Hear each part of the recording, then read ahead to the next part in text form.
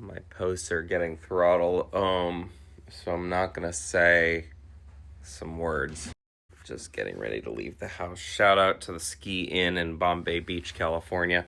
Let's talk about mowing the grass. So first of all, mowing the grass is not what you think mowing the grass is. It's really ironic that I'm talking about this right now because there are gardeners outside. Mowing the grass is how certain Western powers discuss management of threats in the Middle East. It's a common term.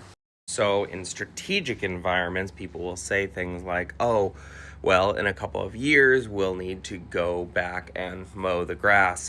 This tells us a couple of important things. Thing one is the fact that there is an understanding that these threats don't go away. In fact, they're just delayed to another time. There's also an understanding that these threats are generational.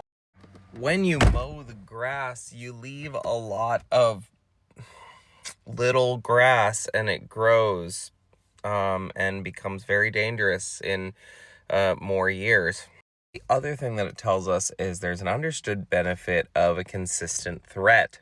I am reminded of the Cold War Russian diplomat Georgy Arbatov, who said something kind of prophetic at the end of the Soviet Union. He said to the US, we are going to do something horrible to you, and that is deprive you of an enemy. And this is one of those really deeply frustrating things about studying geopolitics and studying conflict in general, and that's the fact that we should be able to solve problems better than this.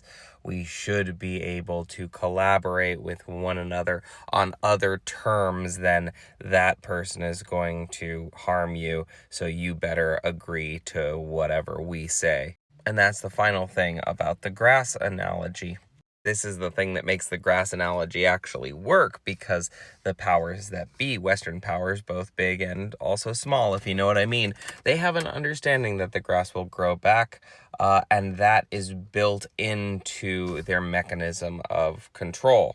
What I'm saying is the dominance of certain parties is predicated upon them being the only ones who can protect the population from a threat they themselves are nursing.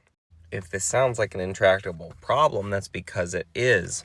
When not solving a problem produces more money, influence, and power, then there is only incentive to keep the problem around. And anybody who is harmed in the process is the cost of doing business. Subscribe to my newsletter for free intel.